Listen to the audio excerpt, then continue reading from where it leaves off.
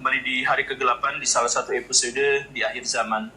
3 April 2026, orang-orang Kristen yang sedang beribadah di Tangerang tiba-tiba digeruduk oleh massa dan Satpol PP. Mereka, orang-orang yang menggeruduk itu merasa bahwa mereka itu sakit hati, mereka itu terluka, mereka itu kepanasan ketika ada orang lain dari agama lain beribadah di tempat di kampung halaman mereka. Karena mereka merasa terusik, kepanasan dan sakit hati, maka mereka memutuskan untuk menggeruduk tempat ibadah itu yang dipenuhi oleh jemaat yang sedang berdoa. Apa alasannya? Salah satu alasan paling klasik yang menyakitkan itu adalah bahwa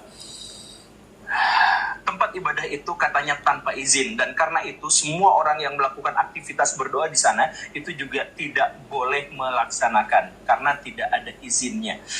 Ini kemudian yang lebih lucunya lagi adalah bahwa orang-orang yang melabrak itu kemudian mengatakan jangan dibesar-besarkan, demi toleransi, demi kerukunan mohon jangan dibesar-besarkan karena acara ini sebenarnya memang sejak awal sudah salah. Jadi kalau kita menggeruduk itu clear, sudah ya, kami kepanasan, kami terprovokasi, kami merasa dibohongin kalau ada orang agama lain beribadah di tempat kami.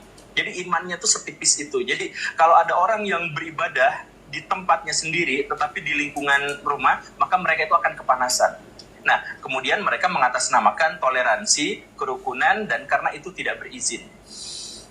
Dan mereka minta untuk tidak dibesar-besarkan kasus ini. Ini bukannya tidak harus dibesar-besarkan, tetapi ini memang sudah besar, Baraya. Jadi kalau Baraya melihat statistik, sejak zaman reformasi sampai zaman sekarang ada lebih dari 1.000 gereja yang dibakar atau dihancurkan atau disegel atau tidak diizinkan atau diblok sama sekali untuk tidak boleh menjalankan ritual di sana. Lebih dari 1.000, Baraya. Kenapa? Ya, alasannya macam-macam, tapi salah satu alasannya itu adalah demi menjaga kerukunan. Jadi kita hanya boleh rukun kalau misalkan umat agama lain itu tidak boleh ibadah di sini, kalau mungkin tidak ada di kampung ini. Jadi semuanya itu harus homogen. Kan masyarakat Indonesia itu adalah masyarakat yang sejak awal multikultural. Masyarakat Indonesia sejak awal itu adalah masyarakat yang etnisnya beda, bahasanya beda, kepercayaannya beda. Lalu kenapa ada sekelompok orang yang mengatasnamakan orang Islam dan mengatasnamakan orang Indonesia, kemudian melanggar itu semua dengan mengatakan kami kepanasan kalau ada orang beragama lain beribadah di situ. Dan kalau urusannya adalah urusan izin, itu bukan hanya gereja, Baraya. Mayoritas masjid di Indonesia itu tanpa izin. Izinnya nggak selesai. Kenapa? Karena tempat ibadah itu ya ditolerir saja kalau izinnya belum selesai, karena izinnya panjang. Jadi yang bermasalah di sini itu adalah birokrasi negara Indonesia yang perizinannya itu begitu ribet. Coba silakan Baraya cek kelurahan, Baraya silakan cek kecamatan, masjid Baraya itu terdaftar atau enggak. Nah, Bapak Guru Gembul, ini sebenarnya juga bukan masalah izin, Pak Guru Gembul ya.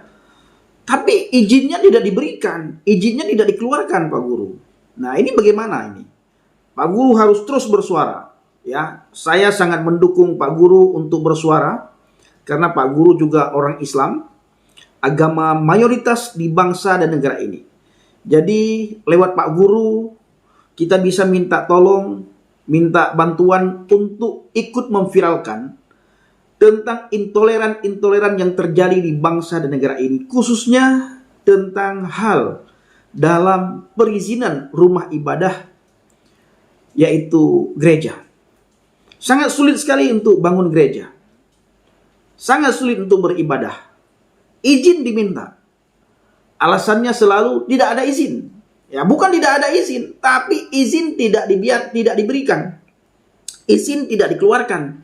Izin dipersulit. Sudah mulai tahun 2023 izin diurus, tapi sampai tahun 2026 ini izinnya tidak dikeluarkan. Lalu bagaimana dengan orang yang mau beribadah? Masa kita tidak beribadah harus menunggu izin dulu baru kita boleh beribadah? Ini kan sangat tidak masuk di akal.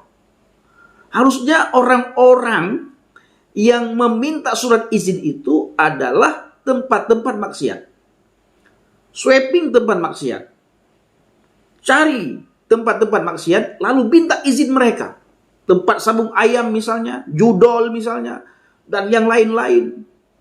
Ini orang yang lagi beribadah memuji Tuhan, orang yang lagi beribadah mendengarkan khotbah, membaca Alkitab, membaca firman Tuhan. Orang beribadah untuk mendekatkan dirinya kepada Tuhan, ya harus minta izin sama mereka. Ini lucu sekali nih Pak Guru Gembul. Ya, tapi kita berterima kasih kepada Pak Guru Gembul karena sudah ikut bersuara. Kalau kami orang Kristen, Pak Guru Gembul sudah tidak lagi berbicara, tidak lagi meminta kepada pemerintah. Tolong pemerintah, lihat kami. Tolong pemerintah, izin tidak dikeluarkan. Tolong Pak polisi, ini izin nggak dikeluarkan. Tolong pihak yang berwajib, pihak hukum, ini izin nggak dikeluarkan. Bantu kami, ibadah kami diganggu. Bantu kami, gereja kami dirusak. Bantu kami, tempat ibadah kami ditutup. Kami Pak Guru Gembul sudah tidak lagi bersuara meminta kepada pihak yang berwajib, meminta kepada pemerintah, baik Menteri Agama, pihak polisi, hukum, segala macam. Kami hanya bisa memviralkan. Viralkan, buat geger, hebohkan, buat heboh, supaya dunia melihat apa yang terjadi di bangsa dan negara ini. Nah, seperti Pak Guru Gembul bilang tadi, begitu kami memviralkan, begitu kami bersuara, orang-orang yang melakukan intoleran tersebut, orang-orang yang menyegel tempat ibadah itu, orang-orang yang mengganggu tempat kami ibadah, mereka berseru, mereka berkata, oh kalian harus jaga toleransi, harus punya toleransi. Mereka yang melakukan kejahatan, tapi kita yang disuruh supaya kami menjaga toleransi.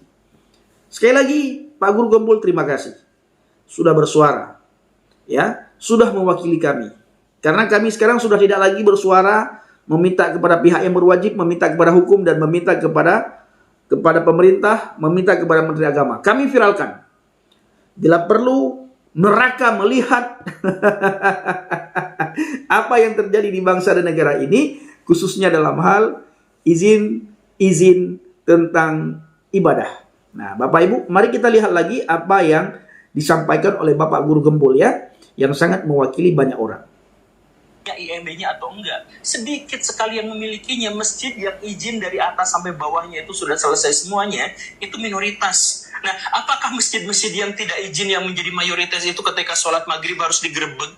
Apakah ketika orang lagi sholat Jumat itu juga harus dihancurkan? Apakah masjid-masjid itu tidak boleh mengumandangkan? Oh jangan Pak Guru Gembul. Kalau itu dilakukan, penistaan agama. Saya ingat Pak Guru Gembul, ya, tentang di Medan Pak Guru Gembul. Mungkin Pak Guru Gembul harus terus bersuara tentang di Medan, ya. Ada minoritas di Medan, daerah Sumatera Utara, meminta kepada pengurus masjid atau musalla supaya mic-nya itu volume toanya dikecilkan. Apa yang terjadi Pak Guru Gembul? Hanya meminta dengan lemah lembut, dengan penuh dengan belas kasihan, supaya suara toa itu dikecilkan. Apa yang terjadi Pak Guru Gembul? Ibu tersebut kena hukum penistaan agama. Ibu tersebut dianiaya. Rumahnya juga ikut dirusak. Masuk penjara. Nggak tahu berapa tahun masuk penjara. Kasihan sekali. Jadi itulah yang terjadi di bangsa dan negara ini. Maka kami banyak diam. Ya, satu-satunya cara orang Kristen atau orang non-Islam tidak tinggal dekat musalla atau tidak tinggal dekat masjid. Karena kalau kita minta untuk mengecilkan volume toa, dianggap penistaan agama. Ini baru meminta, belum ada perusakan. Dan tidak mungkin orang Kristen atau non-Islam, non-Muslim di bangsa dan negara ini berani merusak tempat ibadah orang Islam. Nggak akan mungkin itu. Kita dengar lagi Bapak Ibu, ya, apa yang disampaikan oleh Guru Gembul. Azan hanya gara-gara tidak ada izin, kan nggak seperti itu konsepnya, ya. Dan kalau misalkan ngomongin soal izin lagi, itu bukan hanya masjid, pesantren. Ada 40.000 pesantren di Indonesia dan atau lebih. Dan hanya 50-an saja pesantren itu yang izinnya lengkap dari awal sampai akhir. Apakah kemudian 40 ribuan pesantren itu kemudian harus disegel, harus digeruduk, harus dibakar, harus tidak boleh ada kegiatan pendidikan di sana? Kan nggak gitu mikirnya itu. Itu hanya gara-gara orang beragama lain beribadah, berdoa, kemudian kita kepanasan dan cari alasan izin apa segala rupa untuk menyelenggarakannya. Padahal ada pesantren yang tidak ada izin, tidak ada perencanaan, sampai runtuh sama sekali, menimpa puluhan orang di dalamnya, justru mendapatkan bantuan miliaran rupiah untuk membangun kembali pesantren itu yang tidak ada izin IMB-nya itu. Bayangkan Pak Guru Gembul, kami juga bayar pajak di bangsa dan negara ini. Kata undang-undang bahwa semua rakyat Indonesia memiliki hak yang sama. Jangankan kami mendapatkan uang dari pemerintah untuk bangun rumah ibadah, izin untuk bangun rumah ibadah saja itu dipersulit Pak Guru Gembul. Bahkan untuk urus izin bangun rumah ibadah Pak Guru Gembul, itu bukan 1 juta, 2 juta, 3 juta, 4 juta, 10 juta, 20 juta. Puluhan juta, ratusan juta. Supaya untuk mendapatkan izin bangun rumah ibadah. Itu pun belum tentu dikasih izin. Bahkan kalau kita bangun gereja, saya pernah mendengar ya, ketika bangun gereja, itu harus minta izin tanda tangan 40 orang, kiri kanan depan belakang, di seputaran gereja. Tetangga-tetangga yang ada di gereja tersebut. Harus minta izin mereka dulu. Baru nanti ke RT, ke RW, baru nanti ke desa, baru nanti ke kecamatan. Dari kecamatan dilimpahkan kemana-kemana, entah kemana-mana, entah berantah. Pak Guru Gembul, begitulah yang terjadi pada kami. Jangankan kami menerima uang daripada pemerintah, ya. Jangankan uang menerima dari pemerintah, jangankan pemerintah membantu untuk terbangunnya gereja, untuk pembangunan gereja, untuk pembangunan gedung gereja, untuk pembangunan tempat ibadah, izin yang kami minta, kami harus keluarkan uang dulu Pak Guru Gembul. Itu pun belum tentu diizinkan. Izinnya belum tentu turun. Tapi sekali lagi, saya berterima kasih kepada Pak Guru Gembul yang begitu lantang terus bersuara. Sekalipun Bapak Ibu banyak sekali orang-orang di sekitar Pak Guru Gembul itu tidak suka sama beliau. Ya, tidak suka. Yang tidak suka itu justru orang dari agama yang satu agama dengan Pak Guru Gembul. Karena dianggap ini entah mengada-ngada, entah apalah itu Bapak Ibu ya. Dianggap mempermalukan. Padahal apa yang disampaikan oleh Pak Guru Gembul itu adalah fakta yang terjadi di lapangan. Ini dia saudaraku. Harusnya ada banyak lagi guru-guru Gembul yang lain selain guru Baraya Guru Gembul ini. Banyak lagi muncul guru-guru Gembul bersuara. Oh, aman Indonesia ini. Tapi ya, mari kita dengar lagi Bapak Ibu. Ini ironi Baraya. Jadi dalam hal ini kita kaum muslimin itu malu Baraya. Di akhir zaman kaum muslimin itu benar-benar dipermalukan. Wih, malu kata Guru Gembul. Kita ini malu, benar-benar dipermalukan. Ya, bagi orang-orang yang berpikir seperti Pak Guru Gembul malu. Tapi bagi mereka yang tidak mau berpikir dengan kritis, tidak mau berpikir dengan akal yang sehat, bisa saja dianggap ibadah. Bisa saja itu dianggap bagian daripada dakwah, bagian daripada amar ma'ruf nahi mungkar, bagian daripada ibadah, mendapatkan pahala mungkin bagi sebagian orang. Kalau bagi orang-orang seperti Pak Guru Gembul malu. Bagi mereka yang melakukan, entah mereka yang melakukan itu dapat bayaran, entah mereka yang melakukan itu dapat pahala, entah mereka yang melakukan itu bisa dikatakan ibadah Bapak Ibu. Tidak ada yang tahu. Yang tahu hanya orang yang melakukan dengan orang yang memimpin mereka yang melakukan itu Bapak Ibu. Kita tidak tahu, hanya bisa menduga-duga. Ya, yang jelas malu itu orang-orang seperti Pak Guru Gembul. Itu malu itu.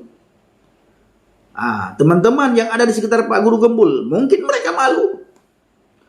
Tapi itu juga kan kita tidak tahu. Apakah benar-benar malu atau malu hanya sebatas ucapan seperti Pak Guru Gembul. Pak Guru Gembul bilang malu. Apakah hanya malu di mulut atau benar-benar malu sampai ke sumsum, ke tulang sumsumnya, sampai ke hatinya, sampai ke sanubarinya? Kita juga tidak tahu Bapak Ibu. Ini dugaan-dugaan yang muncul ya. dari kita semuanya, khususnya dari saya secara pribadi, saudara. Karena saya pernah beragama yang satu agama dengan guru gembul.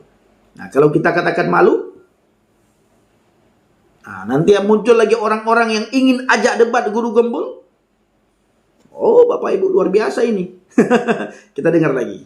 Dilecehkan, diintimidasi, mendapatkan perlakuan yang sangat buruk, di media-media kita memiliki cap yang jelek dan sebagainya. Itu tuh fakta hari ini. Dan siapa yang membuat kaum muslimin itu dipermalukan, dilecehkan dengan cara seperti ini? Ya orang-orang kayak gitu. Orang-orang yang seperti itu, orang-orang yang ketika ada orang beragama lain beribadah kemudian digeruduk, mengatasnamakan Islam, mengatasnamakan toleransi. Makanya saya tuh sering bilang di akhir zaman kaum muslimin itu benar-benar berislam itu seperti menggenggam bara api. Sakitnya tuh luar biasa, Baraya. Jadi, nah, ini pernah disampaikan oleh almarhum Bapak Kiai Haji Buya Syakur Yasin. Kiai Haji Buya Syakur Yasin pernah menyampaikan kalimat yang sama seperti yang disampaikan oleh guru gembul. Kiai Haji Buya Syakur Yasin mendengar daripada almarhum Gus Dur. Almarhum Gus Dur menyampaikan kepada Buya Syakur Yasin dan Buya Syakur Yasin menyampaikan kepada jemaatnya. Orang-orang yang ikut pengajian daripada Bapak Kiai Haji Buya Syakur Yasin. Apa kata beliau? Kita beragama ini seperti memegang bara api. Dipegang kita sakit, dilepas tidak boleh. Ini kata Buya Syakur Yasin mengutip ucapan atau perkataan yang pernah disampaikan oleh almarhum Gus Dur, Bapak Ibu. Ini dia. Makanya Alkitab itu sangat jelas sekali mengajarkan kepada kita semuanya, kamu dikenal dari buahnya. Dan dari buahnya lah kamu dikenal. Dari buahnya lah kamu mengenal mereka. Dari buahnya lah kamu dikenal oleh mereka. Buah yang baik pasti berasal dari pohon yang baik. Dan pohon yang baik pasti menghasilkan buah yang baik. Pohon yang baik itu bukan moga-moga menghasilkan buah yang baik. Bukan mudah-mudahan menghasilkan buah yang baik. Pasti menghasilkan buah yang baik. Ini kata firman Tuhan. Bayangkan Bapak Ibu, kalau firman Tuhan berbicara yang pasti. Selalu berbicara yang pasti, yang pasti, yang pasti. Perkataan firman Tuhan itu selalu pasti, pasti, pasti. Tapi kalau perkataan manusia itu selalu moga-moga. Moga-moga, moga-moga. Kenapa moga-moga? Kenapa mudah-mudahan? Karena tidak ada otoritas di dalam ucapan dia itu. Makanya sering kita mendengar moga-moga, mudah-mudahan. Kalau orang Kristen pasti. Kenapa? Karena ada janji yang keluar dari firman itu sendiri, kita dengar dari firman, yaitu Yeshua HaMashiach, Yesus Kristus, di mana Yesus mengatakan pasti selamat. Siapa yang percaya kepadaku pasti selamat. Siapa yang percaya dan dibaptis pasti selamat. Yang tidak percaya akan mendapatkan hukum. Jadi di dalam iman kekristenan itu tidak ada mudah-mudahan dan moga-moga. Karena firman Tuhan, karena Alkitab itu firman Tuhan. Bukan karangan manusia. Kalau karangan manusia Bapak Ibu, itu mudah-mudahan, itu moga-moga, dan tidak ada kepastian di dalamnya. Karena bukan firman Tuhan, tetapi karangan manusia. Jadi manusia itu tidak punya otoritas untuk memberikan satu hukum yang pasti. Satu ketetapan yang pasti kepada orang-orang yang melihat, yang mendengar, yang melakukan. Tapi kalau Tuhan Bapak Ibu, dia yang pegang kendali. Hukum yang tertinggi itu dia. Selain dia tidak ada yang memegang kendali. Maka dia selalu berbicara tentang yang pasti, pasti, dan pasti. Karena kebenaran itu berasal dari dia. Moga-moga itu berasal dari manusia. Mari kita dengar lagi apa yang disampaikan oleh Guru Gembul. kita nebeng sama orang lain, kemudian ilmu pengetahuan kita nebeng sama orang lain, ekonomi kita mengemis sama pihak lain, aturan-aturan kita harus nginduk sama pihak lain, kemudian negara-negara muslim harus memuja dan memuji Putin hanya agar dia dapat sumbangan rudal, hanya agar mendapatkan sumbangan teknologi. Dan ketika kaum muslimin sekarang hanya bisa merengek dan meminta seperti itu saja, lalu kaum muslimin apa? Ada agama lain dirusak, ada penganut agama lain digangguin dan sebagainya. Di sisi lain mereka kalau sholat aja kadang-kadang di jalan dan bikin jalan macet. Itu kan memalukan. Dan yang luar biasanya apa? Ketika ada upaya untuk memperbaiki gimana caranya perbaikan ini, orang yang berupaya memperbaiki keadaan itu dihujat, dicaci maki, diancam bunuh, diframing, difitnah segala rupa. Karena Islam tuh ya harus kasar, harus jahat, kelihatan di media tuh harus seperti itu. Jadi ada upaya segala rupa, kayak misalkan saya mengatakan hal yang seperti ini, itu di kolom komentar akan penuh, itu akan ada banyak ustadz-ustadz yang komentari bahwa kenapa si Gembul ini selalu pro terhadap orang Kristen, pro terhadap orang Israel, pro terhadap PKI, begitu aja terus. Segala upaya untuk memperbaiki wajah kaum muslimin itu akan dianggap sebagai sebuah ancaman, dan orang yang melakukan itu adalah akan diancam pembunuhan. Itu tuh real. Itu yang terjadi di akhir zaman, di zaman kegelapan ini. Ya, tapi masalahnya itu adalah, makanya kita butuh Yesus, teman-teman. Ya, di zaman kegelapan ini manusia butuh Yesus. Hanya Yesus, Yeshua HaMashiach yang mengatakan kepada dunia ini, akulah terang dunia. Orang-orang yang mengikut Yesus, orang-orang yang berjalan di dalam firman, itu sudah mendapatkan terang. Tidak akan lagi terantuk. Orang yang sudah mendapatkan kepastian, jalan keselamatan, jalan kehidupan, jalan kebenaran. Maka manusia itu butuh Yesus. Dari zaman ke zaman, manusia itu butuh Yesus. Diakui atau tidak diakui, manusia itu butuh Yesus. Karena hanya dialah terang dunia. Dan Yesus mengatakan itu. Akulah terang dunia. Kalau kita lihat, di sejarah manapun, di kitab manapun, di buku manapun, belum ada satu manusia pun yang pernah muncul di permukaan bumi ini, yang pernah ada di muka bumi ini, yang mengatakan akulah terang dunia. Mulai dari zaman Adam sampai tahun 2026 ini Bapak Ibu, belum ada satu manusia pun selain Yeshua HaMashiach yang mengatakan dirinya terang dunia. Hanya Yesus Kristus yang mengatakan dirinya terang dunia. Kenapa? Karena dia berasal dari terang. Hanya Yesus yang mengatakan dirinya kebenaran. Kenapa? Karena dia berasal dari sumber kebenaran. Hanya dia yang mengatakan akulah hidup. Karena dia berasal dari sumber kehidupan. Dibuktikan Bapak Ibu. Ketika dunia mengatakan bahwa Yesus mati, dia tunjukkan kuasanya kepada dunia. Bahkan dia turun ke alam maut, menunjukkan kuasanya dan otoritasnya sebagai ilahi, otoritasnya sebagai Tuhan. Dia menunjukkan kebangkitan, melawan maut. Sengat maut, di manakah sengatmu? Di manakah kuasamu? Di manakah otoritasmu? Tidak punya otoritas dan tidak punya kuasa. Karena dia adalah sumber kehidupan, sumber kebenaran, sumber terang bagi kita umat manusia. Maka manusia dari zaman ke zaman itu butuh Yesus. Butuh firman. Firman yang hidup, firman yang nuzul menjadi manusia yang sempurna. Maka saya ulangi Bapak Ibu, dari zaman Adam sampai tahun 2026 ini, di pertengahan 2026, belum ada satu manusia pun yang mengatakan akulah terang dunia selain Yesus. Maka kita harus wajib ikut Yesus. Kalau ingin berada di jalan yang benar, ikut Yesus. Kalau ingin berada di dalam kebenaran, ikut Yesus. Kalau ingin berada dalam kehidupan yang kekal di surga, ikut Yesus. Yeshua HaMashiach, Yesus Kristus. Jangan ikut agama. Boleh kita beragama. Tetapi saya melihat agama tidak bisa membuat kita hidup damai. Hidup berdampingan satu sama yang lain. Hari-hari ini kita melihat banyak terjadi intoleran. Satu sama yang lain sering cekcok gara-gara agama. Ibadah diganggu gara-gara agama. Makanan orang diganggu gara-gara agama, Bapak Ibu. Ya. Diharam-haramkan makanan orang yang tidak dia makan itu gara-gara apa? Gara-gara agama. Bukan gara-gara yang lain, saudaraku. Maka sekali lagi dunia ini butuh Yesus. Lihat keadaan dunia. Lihat keadaan negara-negara yang tidak percaya kepada Yesus. Berantakan negara itu, Bapak Ibu. Hancur. Perang terus. Tidak ada kedamaian, tidak ada ketenangan.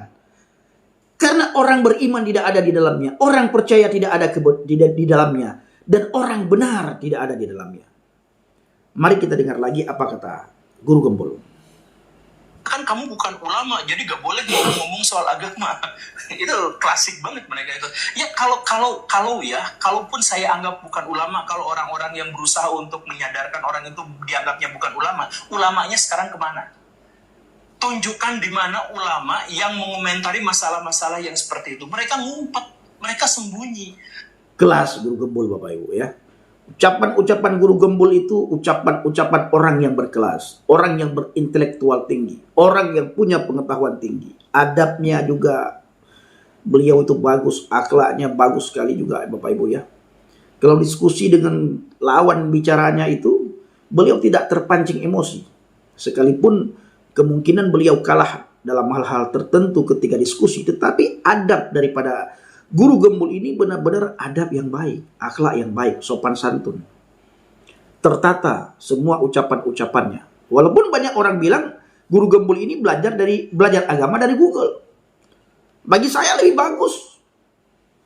Adabnya ada, akhlaknya ada, daripada orang yang katanya, oh saya belajar agama dari orang sono, dari orang keturunan sono katanya. Tapi adabnya tidak ada, akhlaknya tidak ada. Buat apa? Lebih baik kita belajar dari Google. Yang penting adab akhlak kita ada, ucapan kita itu baik, tutur kata kita itu baik, tidak menyinggung orang, tidak mengganggu orang, dan pengetahuan itu bermanfaat kepada kita, dan pengetahuan itu bisa memberikan nasihat dan hal yang positif kepada orang banyak. Why not? Ayo kita dengar lagi. Yang paling banter, kalaupun mereka muncul, mereka akan membela orang-orang yang menggerebek itu, yang mempermalukan Islam itu.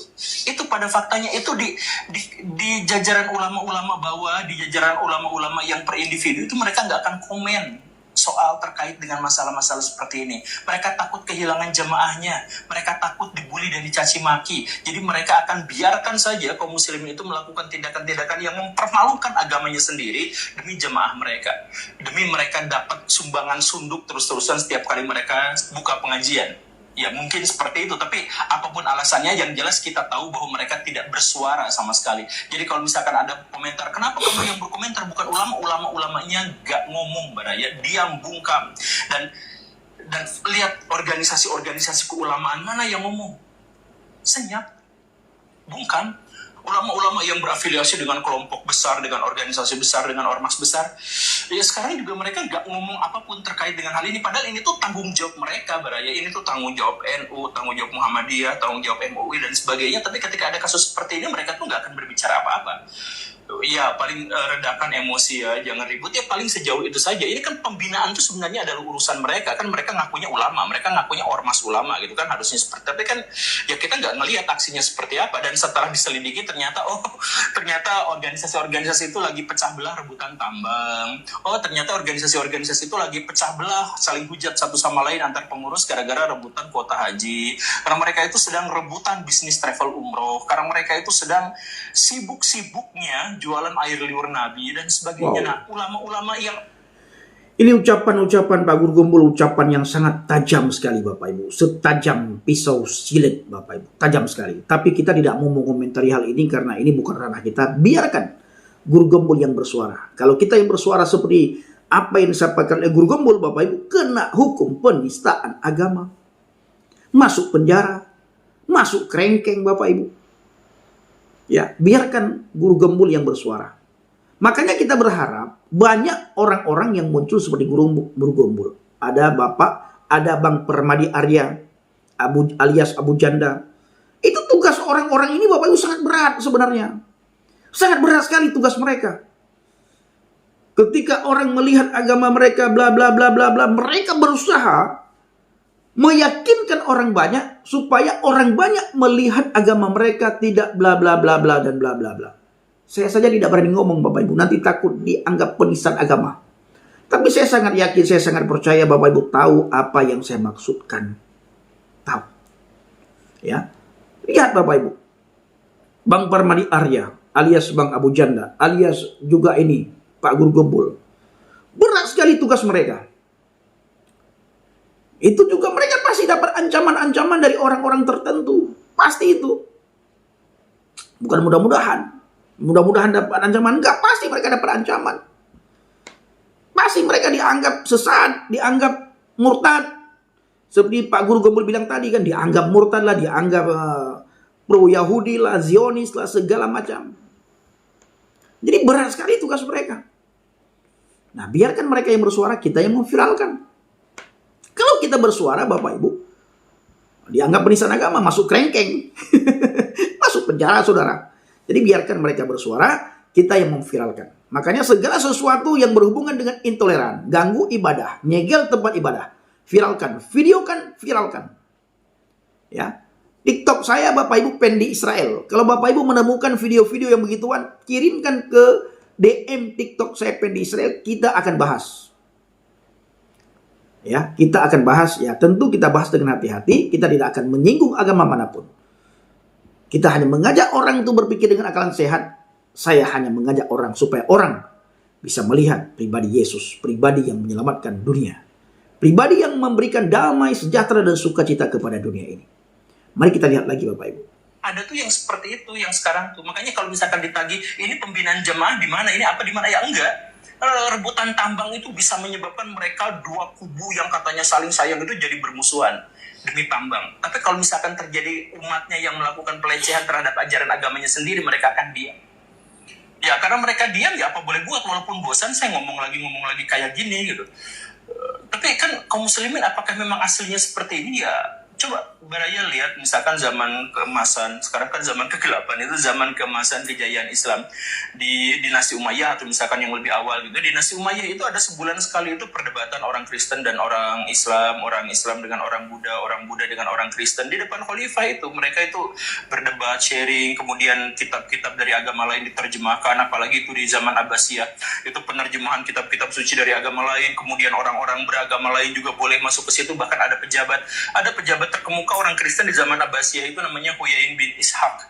Dia tuh debator Kristen sekaligus juga pejabat negara dan dia tuh suka diskusi sama orang-orang, sama khalifah, bahkan lawan tandingnya itu Al-Jahiz misalkan yang muslim yang bikin teori evolusi yang semacam itu. Ya mereka sekarang nggak bisa seperti itu Pak Guru Gembul. Kalau ada orang Kristen yang paham ya, yang diskusi dengan mereka, ketika kalah debat, kalah diskusi, ya orang Kristen yang diskusi itu harus keluar negeri. Jangankan masuk ke pemerintahan, harus ke luar negeri, harus keluar daripada negara ini, harus ke Belanda, harus ke Jerman, harus ke Amerika. Nah kalau tinggal di Indonesia, ya masuk penjara, harus masuk penjara. Makanya perdebatan hari-hari ini di media sosial, seperti antara Bapak Budi Asali dengan Don Ditan, dengan Umar, Pak Esra Saru dengan Don Ditan misalnya, Pak Murawali dengan orang Islam misalnya, itu bukan debat dua agama, tetapi mempertanyakan tentang kekristenan. Bukan debat dua arah, hanya mempertanyakan, mendebatkan tentang kekristenan, memperdebatkan kekristenan, menanyakan tentang kekristenan, tentang keilahian Tuhan Yesus, tentang kematian Tuhan Yesus, tentang keserupaan Tuhan Yesus, tentang tidak matinya Tuhan Yesus, tentang poligaminya Tuhan Yesus. Ya, Tuhan Yesus dianggap poligami Bapak Ibu oleh mereka. Nah ini yang sering diperdebatkan hari-hari ini.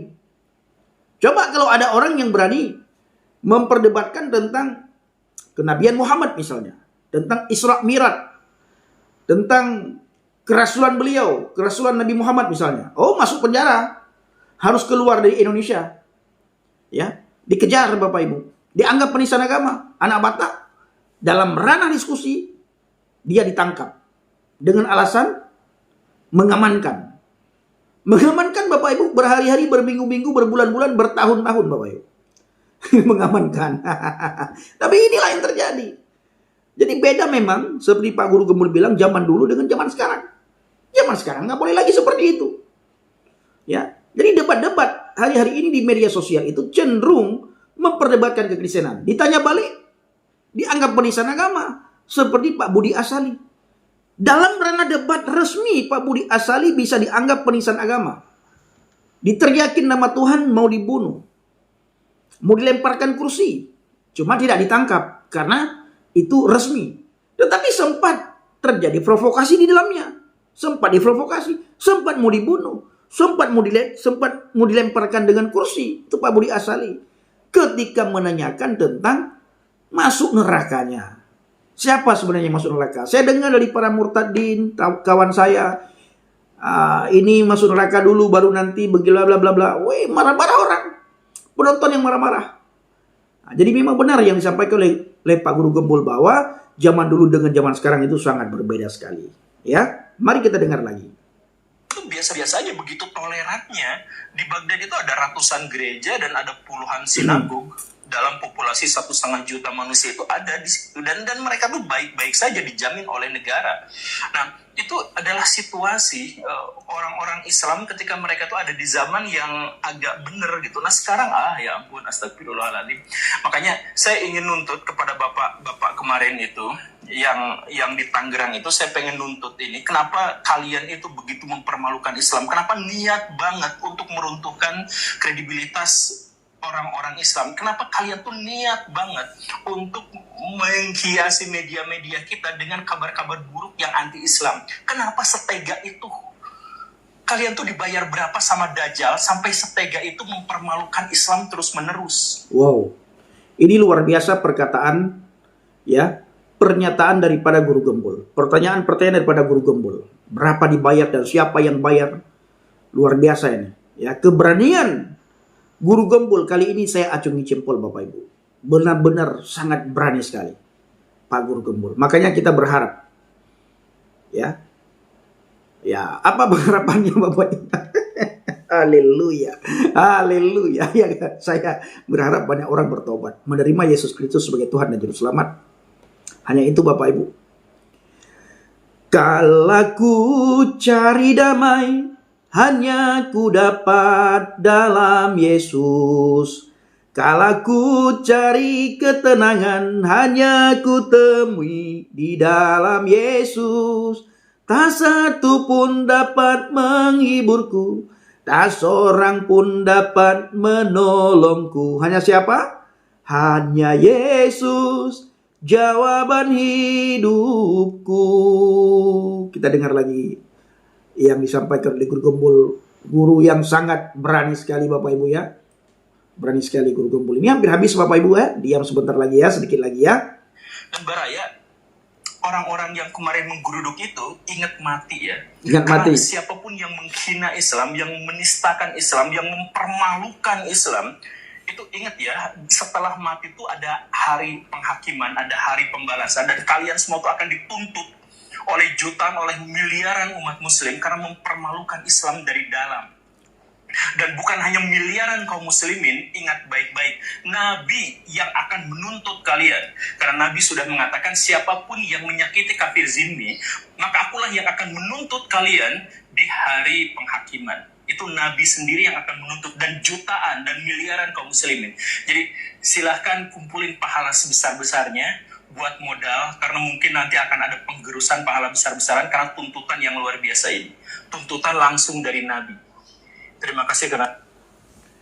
Wow, luar biasa Guru Gembul Bapak Ibu ya. Luar biasa keberanian seorang Guru Gembul dalam hal mengomentari tentang gereja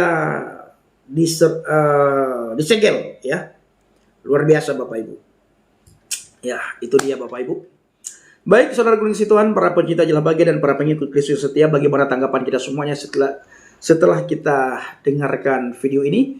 Silakan Bapak Ibu tulis di kolom komentar dan mari kita berikan komentar yang baik, komentar yang positif ya. Silakan Bapak Ibu tulis komentar yang baik, khususnya yang berkenaan dengan keselamatan.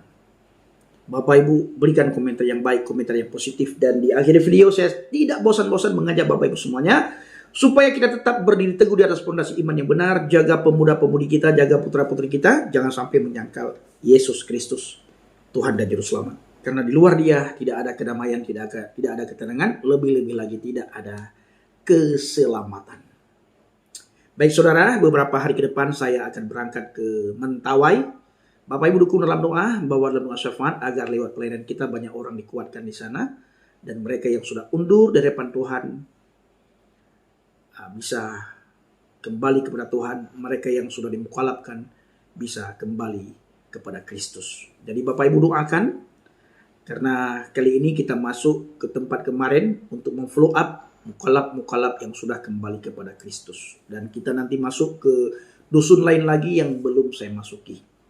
Jadi Bapak Ibu, bahwa dalam doa saya sangat membutuhkan doa, dukungan, dan support saudara semuanya. Terima kasih. Assalamualaikum warahmatullahi wabarakatuh. Salam Aki.